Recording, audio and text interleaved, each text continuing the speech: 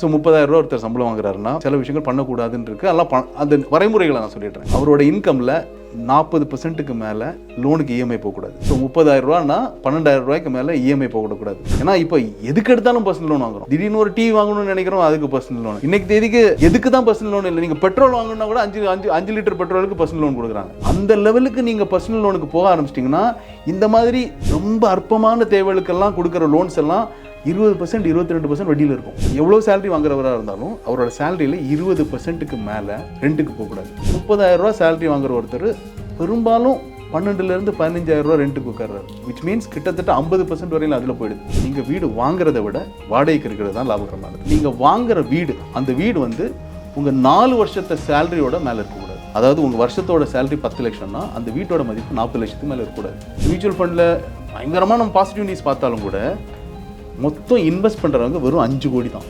இத்தனை வருஷமாக புழக்கத்தில் இருந்து அதிகபட்சமான ரிட்டர்ன்ஸ் பார்க்குற ஒரு வாய்ப்பு இருக்கிற ஒரு ப்ராடக்ட்டில் இதுவரையிலும் மொத்தமாக 5 கோடி பேர் தான் இன்வெஸ்ட் பண்ணியிருக்காங்க. ஸோ 20% நீங்கள் இன்வெஸ்ட் பண்ணி அது 15% காம்பவுண்ட் ஆச்சுன்னா 5 வருஷத்தில் அது டபுள் ஆகும். இந்த எஸ்ஐபி என்ன பண்ணுவோம், ஒரு சின்ன இப்போ திடீர்னு இந்த மாதம் ஒரு டிவி வாங்கணும்னு நினைப்பு வந்துருச்சு. எஸ்ஐபி போனால் டிவி வாங்க முடியாது, ஆனால் டிவிக்கு ஒரு அட்லீஸ்ட் ஒரு பாதியாக கட்டணுமே அப்படின்னு சொல்லிட்டு எஸ்ஐபியை ஸ்டாப் பண்ணிடுவாங்க. பராக் ரீஃப்ளெக்ஸி கேப் ஃபண்ட் ஒரு பெரிய ஃபண்டு 81,000 கோடி ஒரு சிங்கிள் ஸ்கீமில் இருக்குது. அவங்க 5% ஒரு ஸ்டாக்ல இன்வெஸ்ட் பண்ணால் கூட அது 4,000 கோடி. ஸ்டாக் மார்க்கெட்டு மியூச்சுவல் ஃபண்டை தவிர வேறு எதுவுமே இல்லையா?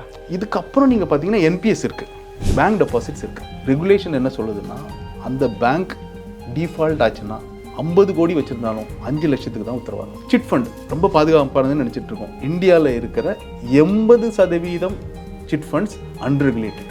கோல்டு கூட உங்களுக்கு கேரண்டி ரிட்டர்ன்ஸை தரது, அதுவும் மார்க்கெட்டுக்கு ஏற்ற மாதிரி ஃப்ளக்சுவேஷன் இருக்குது. எஃப்டி கேரண்டி ரிட்டர்னை கொடுக்கும், ஆனால் குறைஞ்சபட்ச ரிட்டர்ன் கிடைக்கிறது எஃப்டியில் தான். வணக்கம் சார். 30,000 சம்பளம் வாங்கக்கூடியவங்க வந்து எப்படி ஒரு பாசிவ் இன்கம் கிரியேட் பண்ணுறது, நம்மளும் எப்படி வந்து 1 கோடி ரூபாய் சேர்க்கறது அப்படின்ற ஒரு பெரிய கேள்வி எல்லாத்துக்குள்ளேயும் இருக்குது. ஏன்னா லாஸ்ட் ஒரு 2 இயர்ஸில் பார்த்தீங்கன்னா 1 கோடி சம்பாதிப்பது எப்படி அப்படின்னு பல வீடியோக்கள் யூடியூப்லேயே இருக்குது.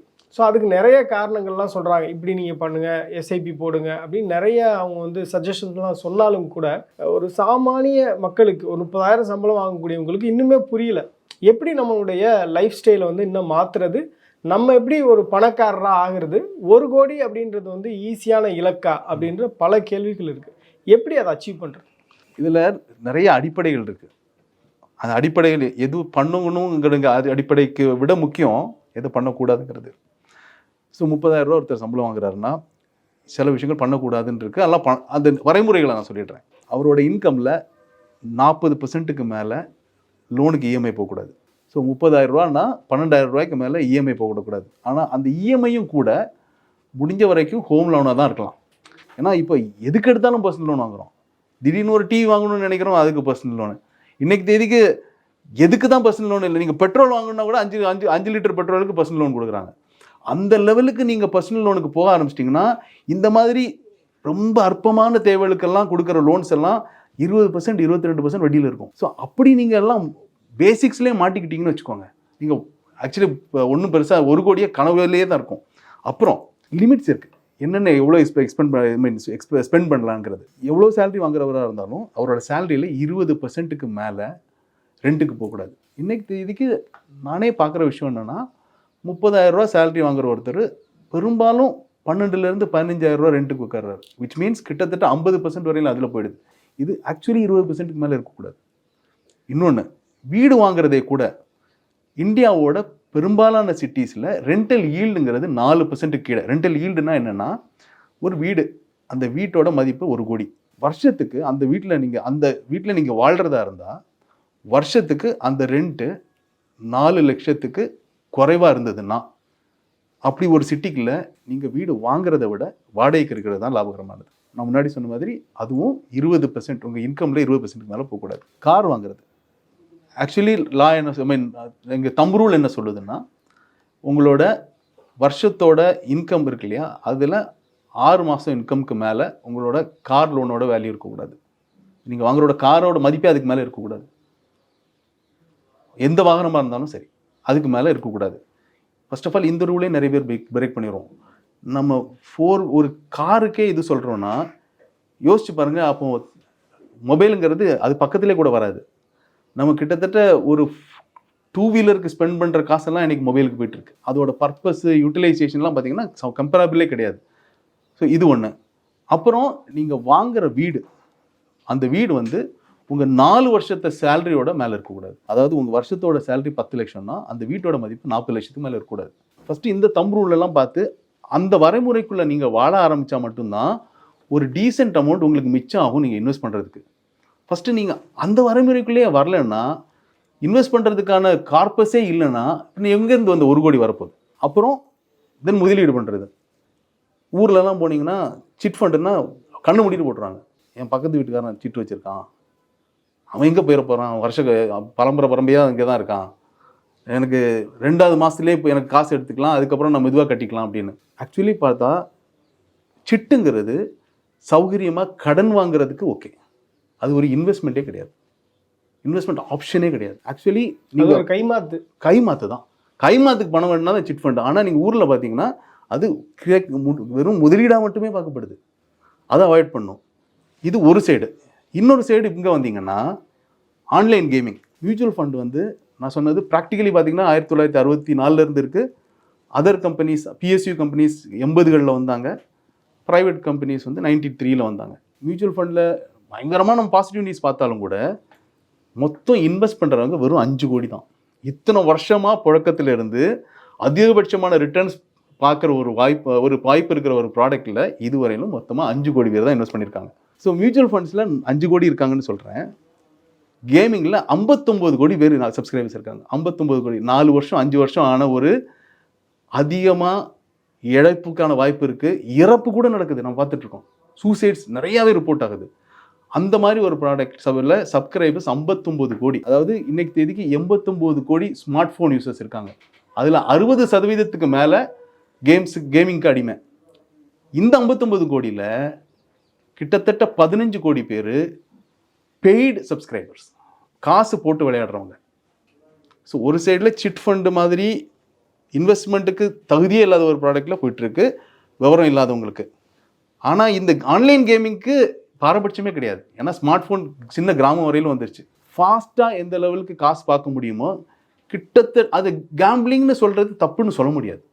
ஆன்லைன் கேமிங்கை அந்த மாதிரி ஒரு விஷயத்துக்கு இவ்வளோ பேர் அடிமையாகி போய் காசு அங்கே போடும்போது இந்த மாதிரி ப்ரொக்ரெசிவ் ஆன இன்வெஸ்ட்மெண்ட்ஸ், பங்கு சந்தை, அதெல்லாம் மியூச்சுவல் ஃபண்ட் சார்ந்த திட்டங்களில் இன்வெஸ்ட் பண்ணுறதுக்கு ஒதுக்கிறதுக்கு காசே இருக்காது இதுக்கப்புறம்லாம். சரி சார், இப்போ நீங்கள் சொல்கிற மாதிரி ஒரு டிசிப்ளினான ஒரு இன்வெஸ்ட்மெண்ட் மெத்தடை ஒருத்தர் சூஸ் பண்ணுறாருன்னு வச்சுக்கோங்க. இன்வெஸ்ட் பண்ணணும்னு நினைக்கிறார்.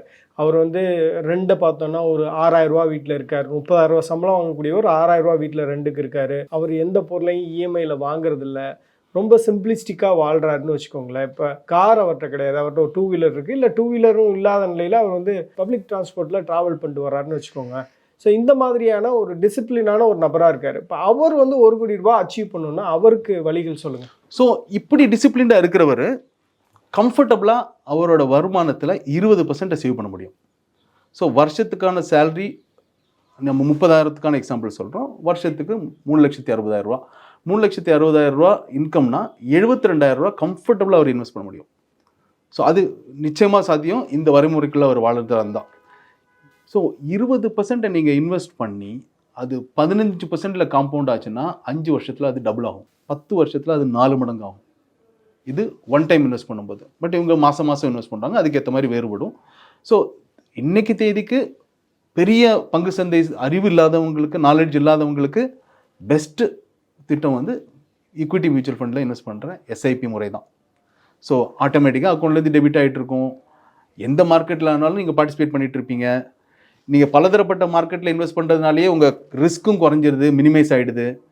ஸோ இந்த வளர்ச்சிக்கான வாய்ப்பும் இருக்குது. நீங்கள் ஆனால் இங்கே ஒரு விஷயம் வருது. என்ன வருதுன்னா, இஎம்ஐ கட்டிகிட்ருக்கோம். ஒரு ஹோம் லோனோ கார் லோனோ வச்சுருக்கோம், இஎம்ஐ கட்டிகிட்ருக்கோம். அந்த இஎம்ஐயை நம்ம ஸ்டாப் பண்ணோன்னா பேங்க்காரன் வந்து பிடிப்பான் அப்படிங்கிற ஒரு பயத்துலேயும் நம்ம நிறுத்த மாட்டோம். இந்த SIP என்ன பண்ணுவோம், ஒரு சின்ன இப்போ திடீர்னு இந்த மாதம் ஒரு டிவி வாங்கணும்னு நினைப்பு வந்துருச்சு. SIP போனால் டிவி வாங்க முடியாது, ஆனால் டிவிக்கு ஒரு அட்லீஸ்ட் ஒரு பாதியாக கட்டணுமே அப்படின்னு சொல்லிட்டு SIP ஸ்டாப் பண்ணிடுவாங்க. நமக்கு எந்த த்ரெட்டும் இல்லை, அதை ஸ்டாப் பண்ணுறதுனால யாரும் கொஸ்டின் பண்ண மாட்டாங்க அப்படின்னு வரும்போது நம்ம பெனிஃபிட்டுக்காக பண்ணுற இன்வெஸ்ட்மெண்ட்டை நம்ம போய் கை வைக்கிறோம். ஆனால் பேங்க்குக்கு வருமானம் வர இன்ட்ரெஸ்ட் வர்ற ஒரு இன்கம்மை பேங்க்காரன் வந்து கையை பிடிப்பாங்கிற ஒரே காரணத்தினால அதை மட்டும் நிறுத்த மாட்டோம். கிட்டத்தட்ட இஎம்ஐயை எந்த மாதிரி ஒரு பயத்தோட அணுகுறோமோ, ஸ்டாப் பண்ணால் நமக்கு ப்ராப்ளம் அப்படின்னு, அதை விட ஒரு டிசிப்ளினும் பயம் இருக்கணும் நம்ம சொந்த இன்வெஸ்ட்மெண்ட்டை ஸ்டாப் பண்ணுறதுக்கு.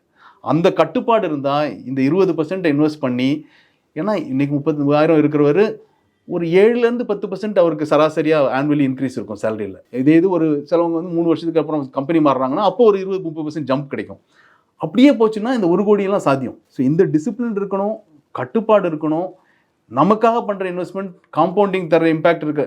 நீங்கள் முடிஞ்ச வரைக்கும் எஸ்ஐபி அப்படி ட்ரீட் பண்ணணும்னா, இந்த மாதம் எனக்கு சேலரிக்கு மேலே ஒரு 5,000 ரூபா இடிக்குது அப்படின்னா, இந்த 5,000 ரூபாய் எப்படியாவது கைமாற்றி எங்கேயாவது வாங்கி அதை சமாளிச்சுட்டு இந்த எஸ்ஐபியை ஸ்டாப் பண்ணாமல் இருந்தீங்கன்னா, அந்த 5,000 ரூபாய் எப்படியாவது அடுத்த 2-3 மாதத்தில் கட்டிடுவீங்க. ஆனால் இந்த எஸ்ஐபியை ஸ்டாப் பண்ணக்கூடாது சார். இப்போ இந்த 1 கோடி இல்லை பணத்தை வந்து டபுள் பண்ணணும்னு பேசும்போதே கடைசியில் எங்கே வந்து முடியுது அப்படின்னா மியூச்சுவல் ஃபண்டு எஸ்ஐபியில் தான் வந்து முடியுது. மியூச்சுவல் ஃபண்ட் எஸ்ஐபியை தாண்டி வேற எந்த ஒரு இன்வெஸ்ட்மெண்ட் ப்ராடக்ட்ஸும் இல்லையா? ஓகே, இல்லைன்னு சொல்ல முடியாது. டைரெக்டாக ஷேர்ஸில் இன்வெஸ்ட் பண்ணாலும் சில நேரம் அதை விட ஜாஸ்தி காசு பண்ண முடியும். ஆனால் இன்னைக்கு தேதிக்கு ஆக்டிவாக என்எஸ்சியில் ட்ரேட் பண்ணுற ஸ்டாக்ஸ் வந்து 3000 ஸ்டாக் இருக்குது. இந்த 3000ல் ஒரு 4 ஸ்டாக்கை நீங்கள் பிக் பண்ணுற நேஷனல் ஸ்டாக் எக்ஸ்சேஞ்சில், இந்த 3000ல் நீங்கள் அதிகபட்சம் ஒரு 4 ஸ்டாக் 5 ஸ்டாக், இந்த 3000ல் அந்த 5 முத்து எங்கன்னு எப்படி தேடுவீங்க? இன்ஃபோசிஸ் நல்லா பண்ணிட்டு இருந்தது 2018, அதாவது 1993ல் 10,000 ரூபா போட்டால் 2017ல் 2 கோடி அதோட மதிப்பு. ஆனால் அதுக்கப்புறம் பெருசாக வளரல. அதுக்கப்புறம் போட்ட இன்வெஸ்டருக்கு இன்ஃபோசிஸ் ஒன்றும் பெரிய பலனை கொடுக்கல. ஸோ அந்த ட்ராக் ரெக்கார்டை பார்த்து இன்றைக்கி இன்ஃபோசிஸில் பண்ணால் பெருசாக லாபம் பார்க்க முடியாது. ஏன்னா இந்த எந்த ஸ்டாக் நல்ல ஸ்டாக்குங்கிறது டைமுக்கு டைம் மாறிக்கிட்டே இருக்குது. அதுவும் அந்த 5 வந்து இந்த 3000க்குள்ளே நீங்கள் தேடணும். அதுக்கு எத்தனை பேருக்கு டைம் இருக்குது? சரி, அந்த நல்ல முத்தும் கூட கொஞ்சம் மங்கும். அதாவது அதுவும் சில நேரம் 20% 30% ட்ராப் ஆகும். அப்பவும் இது நல்ல ஸ்டாக்கு, இந்த லெவல் நல்ல ஒரு பிஸ்னஸ் இருக்குது, சஸ்டைனபிள் பிஸ்னஸ், நல்ல மேனேஜ்மெண்ட்டு, மார்க்கெட் இறங்குது, எல்லாம் ஏதோ அந்த இண்டஸ்ட்ரிக்கு ஒரு சரிவு வந்திருக்கு. ஆனால் நான் இன்வெஸ்ட் பண்ணுறது எனக்கு 20 வருஷம் கழிச்சு ஒரு கோல் இருக்குது, இல்லை 10 வருஷம் கழிச்சு ஒரு கோல் இருக்குது. அதுக்குள்ளே இது நல்ல கம்பெனி தான், அந்த இதில் மாற்றமே கிடையாது, எவ்வளோ இறங்கினாலும் நான் ஹோல்ட் பண்ணுவேன் அப்படின்னு ஹோல்ட் பண்ணிட்டு இருக்கிற அந்த டெம்பரமெண்ட் பெரும்பாலான இன்வெஸ்டர்ட்டு கிடையாது. இதுக்கெல்லாம் சொல்யூஷன் கிடைக்கிறது அந்த மியூச்சுவல் ஃபண்டில். ஒரு ஃபண்ட் மேனேஜர் இருக்கார், அவருக்கு பெர்ஃபார்ம் பண்ண வேண்டிய கட்டாயம் இருக்குது, வரைமுறைகள் ரெகுலேஷன்ஸ் நிறையா இருக்குது. அவங்கெல்லாம் இப்போது இன்றைக்கி தேதிக்கு இப்போ பராக் ரீஃப்ளெக்ஸி கேப் ஃபண்ட் ஒரு பெரிய ஃபண்டு 81,000 கோடி ஒரு சிங்கிள் ஸ்கீமில் இருக்குது. அவங்க 5% ஒரு ஸ்டாக்கில் இன்வெஸ்ட் பண்ணால் கூட அது 4,000 கோடி. 81,000 கோடியில் 5%ங்கிறதே 4,000 கோடி. இந்த 4,000 கோடி வச்சுருக்கவங்க அந்த கம்பெனியோட இன்டெப்த் இன்ஃபர்மேஷன் இருக்கும், மேனேஜ்மெண்ட் பற்றி, ஏதாவது சேஞ்சஸ் பற்றி. ஒரு லே இன்வெஸ்டருக்கு தெரியறதுக்கு முன்னாடி அவங்களுக்கு தெரிய வரும், அதுக்கேற்ற மாதிரி ஆக்ஷன் எடுத்துப்பாங்க. இதெல்லாம் ஒரு சின்ன முதலீட்டாளருக்கு அந்த லெவலுக்கு இன்ஃபர்மேஷன் வராது. ஸோ நமக்கு நாலேஜ் இல்லை, டைம் இல்லை, இடப்பட்ட ரிஸ்க்கை பார்த்து தாங்கி இருக்கிறதுக்கான பொறுமை இல்லை. இந்த இல்லைன்னு சொல்லல, இது பெரும்பாலான இன்வெஸ்டர்கிட்ட உண்மையிலே இல்லை தான், அதுதான் உண்மை. இந்த ரியாலிட்டியை நீங்கள் பிரேக் பண்ணுறதுக்கு ஒரே சௌகரியமான ஆப்ஷன் மியூச்சுவல் ஃபண்ட் எஸ்ஐபி தான். இப்போ பணம் பண்ணணும் அப்படின்னா ஸ்டாக் மார்க்கெட்டு மியூச்சுவல் ஃபண்டை தவிர வேறு எதுவுமே இல்லையா? இதுக்கப்புறம் நீங்கள் பார்த்தீங்கன்னா என்பிஎஸ் இருக்குது. என்பிஎஸ்ல என்ன அட்வான்டேஜ்னா, அதுவும் பங்கு சந்தை சார்ந்த முதலீடுகள் இன்வெஸ்ட் பண்ணலாம். ஆனால் 75% மேலே இன்வெஸ்ட் பண்ண முடியாது. அதிகபட்சமாக நீங்கள் போடுற காசில் 75% தான் பங்கு சந்தை சார்ந்த முதலீடுகளில் இன்வெஸ்ட் பண்ண முடியும். மற்றபடி கவர்மெண்ட் செக்யூரிட்டிஸ், பாண்ட்ஸ், அல்டர்னேட்டிவ் இன்வெஸ்ட்மெண்ட்ஸில் தான் பண்ணணும். ஸோ இந்த 75% உள்ள போகுது. ஆனால் நீங்கள் எப்போ எடுக்க முடியும்னா 60 வயசுக்கு மேலே உங்களுக்கு வர கோலுக்கு மட்டும்தான் அதை டச் பண்ண முடியும். அதுக்கு முன்னாடி டச் பண்ண முடியாது. அதுக்கப்புறம் நீங்கள் எடுக்கிறதா இருந்தால் 60%ங்கிறது டேக்ஸ் ஃப்ரீ. அந்த இதெல்லாம் வச்சு பார்க்கும்போது நல்ல இன்வெஸ்ட்மெண்ட் தான். பட் அது உங்களுக்கு 60 வயசுக்கு மேலே தான் பிரயோஜனப்படும். அது மோசம் கிடையாது. நீங்கள் சொன்ன மாதிரி 20% இன்வெஸ்ட் பண்ணுற ஒரு ஆள், ஒரு வரும்பாயில் 20% இன்வெஸ்ட் பண்ணுற ஆள் ஒரு 2-3% மாதம் அதுலேயும் போடலாம். சார், இப்போ பாதுகாப்பான முதலீடு அப்படின்றது ரொம்ப முக்கியம். இப்போ இன்வெஸ்டர் எல்லாருமே, அது 30,000 சம்பளம் வாங்கக்கூடியவராக இருக்கட்டும், 1 கோடி சம்பளம் வாங்கக்கூடியவராக இருக்கட்டும், எல்லாருமே யோசிக்கிறது வந்து அந்த ரிஸ்க் ப்ரொஃபைலை தான் யோசிப்பாங்க. இது பாதுகாப்பானதா, நம்ம போடக்கூடிய பணம் வந்து முதலீடு செய்யக்கூடிய பணம் வந்து பாதுகாப்பானதா அப்படின்றது தான் எல்லாருடைய கன்சர்னாக இருக்கும். அதுலேயும் குறிப்பாக இப்போ 30,000 சம்பளம் வாங்கக்கூடியவங்க, நீங்கள் சொன்ன மாதிரி ஒரு 20% தான் அவரால் சேவ் பண்ண முடியுதுன்னா, அவர் ரொம்ப வந்து ரிஸ்க் ஃபேக்டரை பார்ப்பார். சேஃபான முதலீடை தான் அவர் வந்து எப்பயுமே எய்ம் பண்ணுவார். இப்போ நீங்கள் சொல்லக்கூடிய ஸ்டாக் மார்க்கெட்டோ இல்லை மியூச்சுவல் ஃபண்டோ பார்த்தோம் அப்படின்னா, அதில் வரக்கூடிய விளம்பரமே வந்து இது வந்து சந்தை அபாயங்களுக்கு உட்பட்டதுன்னு தான் சொல்லி வருது. இது பாதுகாப்பானது அப்படின்னு யாரும் சொல்கிறது கிடையாது. ஸோ அப்போ வந்து அவங்களுக்கு ஒரு பயம் இருக்கும்ல. இப்போ பாதுகாப்பான முதலீடு அப்படின்றது அப்புறம் எது தான்? இது வந்து ரொம்ப முக்கியமான கேள்வி, பர்டிகுலர்லி சிறு முதலீட்டாளர்களுக்கு. இப்போ வந்து பேங்க் டெபாசிட்ஸ் இருக்குது. நீங்கள் எந்த ஸ்டேட் பேங்க் ஆஃப் இந்தியாவாக இருந்தாலும் சரி, ரெகுலேஷன் என்ன சொல்லுதுன்னா, அந்த பேங்க் டிஃபால்ட் ஆச்சுன்னா 50 கோடி வச்சுருந்தாலும் 5 லட்சத்துக்கு தான் உத்தரவாதம். திவால் ஆச்சுன்னா 5 லட்சம் தான் உத்தரவாதம். அது ஆனால் பேங்க் டெபாசிட்குள்ளே போட மாட்டாங்க. ஏன்னா ரெகுலேஷன்ஸ் அது சொல்லலை. ஏன்னா அப்படி சொல்லிச்சுன்னா நார்மலி இன்வெஸ்டருக்கு பயம் வரும். இங்கே இன்வெஸ்ட் பண்ணுறவங்க வெறும் மியூச்சுவல் ஃபண்டில் இன்வெஸ்ட் பண்ணுறவங்க 5% தான் இருக்காங்க. அங்கே 50% மேலே எஃப்டியில் கொண்டு போடுறாங்க. அங்கே இப்படி ஒரு லைன் வந்துன்னு வச்சுக்கோங்க, எஃப்டியில் ஆல்ரெடி எஃப்டியில் போடுற காசு கம்மியாயிடுச்சு. எஃப்டியிலேருந்து ஈக்விட்டி மியூச்சுவல் ஃபண்ட் திட்டங்கள் ஈக்விட்டிஸ்க்கெல்லாம் மணி போக ஆரம்பிச்சிருச்சு. இதையும் போட்டாங்கன்னா அங்கே நின்றுடும். கடன் தான் அதிகமாக வாங்குறாங்க. ஆமாம், பேங்க்லேருந்து கடன் தான் அதிகமாக வாங்குறாங்க. ஸோ இது ஒன்று. ஸோ ரெகுலேஷன் வைஸ் 5 லட்சத்துக்கு தான் உத்தரவாதம். ஒன்று. சிட் ஃபண்ட் ரொம்ப பாதுகாப்பானதுன்னு நினச்சிட்டு இருக்கோம். இந்தியாவில் இருக்கிற 80% சிட் ஃபண்ட்ஸ் அன்ரெகுலேட்டட். ரெகுலேஷன்ஸ்க்கு உட்பட்டது வெறும் 20% தான். நம்ம ரொம்ப பாதுகாப்பாக நினைக்கிறோம். ஊரில் இருக்கோம், பக்கத்து வீட்டுக்காரன்ட்டு கொடுத்தா ரொம்ப பாதுகாப்புன்னு நினைக்கிறோம். அவன் எங்கேயும் போக மாட்டான். அவன் நாளைக்கு ஒரு கடன் குழிக்குள்ள எங்கேயும் விழுந்துட்டானா இந்த காசில் கை வச்சு அதை யூஸ் பண்ணுவானா இல்லையா? ஸோ நீங்கள் நம்ம பாதுகாப்புன்னு நினச்சிட்டு இருக்கிற ஊரில் சொல்கிறேன், அது பாதுகாப்பானது கிடையாது. ரெண்டாவது, equity mutual fund and direct equity பாதுகாப்பு இல்லாதது கிடையவே கிடையாது. அதில் ஒரு மார்க்கெட் சார்ந்த நிச்சயமற்ற தன்மை இருக்குது. அதோட இயல்பது. அதாவது இயல்பில் எந்த ப்ராடக்டால் கேரண்டி கொடுக்க முடியுமோ அது அதிகபட்ச ரிட்டர்னை கொடுக்க முடியாது. நீங்கள் எந்த ப்ராடக்ட் எடுத்தாலும் அதான் உண்மை. கோல்டு கூட உங்களுக்கு கேரண்டி ரிட்டர்ன்ஸை தரதில்லை. அதுவும் மார்க்கெட்டுக்கு ஏற்ற மாதிரி ஃப்ளக்சுவேஷன் இருக்குது. எஃப்டி கேரண்டி ரிட்டர்னை கொடுக்கும், ஆனால் குறைஞ்சபட்ச ரிட்டர்ன் கிடைக்கிறது எஃப்டியில் தான். ஸோ கேரண்டி இல்லைங்கிறது பாதுகாப்பற்ற தன்மை கிடையாது. அந்த ரிட்டர்ன்ஸை நம்ம எழுதி தர முடியாது. இவ்வளோ காசு வந்துடும் அப்படின்னு எழுதி தர முடியாதுங்கிறதுனால அது அபாயகரமானதோ உத்தரவாதம் இல்லாததோ பாதுகாப்பற்றதோ ஆயிடாது. பாதுகாப்பற்றது இல்லாதது எதுன்னா இந்த மாதிரி அன்ரெகுலேட்டட் சிட் ஃபண்ட்ஸ். இப்போ பாண்ட்ஸ் இருக்குது, BBB, BB rated high risk இருக்கிற பாண்ட்ஸ் இருக்குது. அதெல்லாம் கொஞ்சம் ரிஸ்க்கு தான். அது கொஞ்சம் அபாயகரமானதுன்னு சொல்லலாம், பாதுகாப்பு இல்லாததுன்னு சொல்லலாம். அதே மாதிரி டெபாசிட்ஸ் ரொம்ப லோ கிரேட் கம்பெனிஸ் மார்க்கெட்லேருந்து பாரோ பண்ணுவாங்க. பி மைனஸ் இருக்கும், ரிட்டர்ன் 15% கொடுப்பாங்க. ஒரு வருஷம் வரலாம், அடுத்த வருஷம் ரிட்டர்னும் வராமல் இருக்கலாம், முதலீடும் இல்லாமல் போயிடலாம். இது அபாயகரமானது. ஈக்விட்டியும் மியூச்சுவல் ஃபண்டும் மார்க்கெட்டுக்கு ஏற்ற மாதிரி இறங்குமே தவிர ரெகுலேஷன்ஸ் ஆர் ஸோ ஸ்ட்ராங். நாளைக்கு நீங்கள் சொல்லாமல் கொள்ளாமல் வீடை மூடிட்டு காசு தர மாட்டேன்னு சிட் ஃபண்ட் மாதிரி ஓடிட முடியாது. சார், இப்போ டேட்டா அடிப்படையில் பார்க்கும்போது பேங்க் எஃப்டி இல்லை பேங்க் டெபாசிட் அப்படின்றது வந்து ரொம்ப ஹையாக இருக்குது. அதே சமயம் இப்போ நீங்கள் சொல்லும்போது மியூச்சுவல் ஃபண்ட் எடுத்துக்கிட்டோம்னா 5 கோடி பேர் தான் மியூச்சுவல் ஃபண்டில் இன்வெஸ்டே பண்ணியிருக்காங்க அப்படின்னு நம்ம பார்க்க முடியுது. ஏன் இந்த இன்டிஃபரன்சஸ்? ஓகே, அந்த நம்பகத்தன்மை ஏன் வந்து மியூச்சுவல் ஃபண்ட் மேலே வரல? சிம்பிள், கேரண்டி வர்சஸ் நான் கேரண்டி.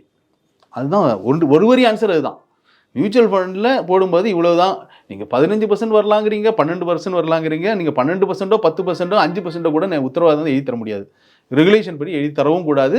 அப்படி தரதுக்கான வாய்ப்பு இருக்கிற ஒரு நேச்சர் இருக்கிற ப்ராடக்ட் கிடையாது. ஹிஸ்டாரிக்கலி பார்த்தாலும் ஆப்பர்ச்சுனிட்டி வைஸ் பார்த்தாலும் 10%, 12% 15% ரிட்டர்ன் எடுக்க முடியும். ஆனால் அது எழுதி தர முடியாது. அது எழுதி தர முடியாதனாலேயே கன்சர்வேட்டிவ் இன்வெஸ்டர்ஸ் ஜாஸ்தியாக இருக்கிற, கன்சர்வேட்டிவ் மென்டாலிட்டி இருக்கிற நம்ம கண்ட்ரியில் உத்தரவாதம் இல்லாத தன்மையே ஒரு பயத்தை கிரியேட் பண்ணி நிறைய பேர் இதில் வரதில்லை. ஆனால் ஒரு ஆரோக்கியமான மாற்றம் நடந்துட்டு இருக்கு. என்னன்னா, ஒரு 5 வருஷத்துக்கு முன்னாடி கூட வரையிலும் மியூச்சுவல் ஃபண்ட் திட்டங்களில் எவ்வளவு ஏவிஎம் இருந்ததோ அதோட 3 மடங்கு எஃப்டியோட ஏவிஎம்மாக இருந்தது, ஃபிக்ஸட் டெபாசிட்டோடது. 5 மடங்கு. முன்னாடி அது 5 மடங்காக இருந்தது. இன்னைக்கு எஃப்டி அது 3 மடங்காக குறைஞ்சிடுச்சு. கிட்டத்தட்ட நம்ம 68 லட்சம் கோடியில் இருக்கோம். எஃப்டியோட ஏவிஎம் 210 220 லட்சம் கோடியில் இருக்கு. 3 மடங்காக சுருங்கிடுச்சு அந்த கேப். இந்த எஃப்டியில் வராமல் போன காசு இப்போ இங்கே வர ஆரம்பிச்சிருச்சு. இந்த 5 கோடிங்கிறது 4 கோடியிலேருந்து 5 கோடி இன்வெஸ்டர் ஃபாஸ்ட்டாக வந்துட்டாங்க. இதை விட ஃபாஸ்ட்டாக 5 கோடியிலேருந்து 7 கோடியும் 10 கோடியும் ஆக போகுது. அந்த மாற்றம் நடந்துட்டு இருக்கு. லேட்டு, ஆனால் ஆரோக்கியமான மாற்றம் நடந்துட்டு இருக்கு. நிறைய விஷயங்கள் பேசியிருக்கோம் சார். ஐ திங்க் வியூவர்ஸுக்கு இந்த வீடியோ ரொம்ப பிடிச்ச மாதிரி இருந்திருக்குன்னு நான் நினைக்கிறேன். நீங்கள் சொன்னதில் ரொம்ப முக்கியமான பாயிண்ட் என்ன அப்படின்னா, நீங்கள் பணம் சேர்க்கணும், உங்களுடைய பணத்தை டபுள் பண்ணணும்னு நினைக்கிறீங்க அப்படின்னா இஎம்ஐயை ஸ்டாப் பண்ணுங்க அப்படின்றத நெத்தியடி பதிலாக சொல்லியிருந்தீங்க. ரொம்ப நன்றி. தேங்க்யூ. மேலும் ஈடி தமிழ் சேனல்ல வரப்போகும் பிசினஸ் மற்றும் அது ரிலேட்டடான வீடியோவை பார்க்க உடனே கீழே இருக்க சப்ஸ்கிரைப் பட்டனை கிளிக் பண்ணுங்க.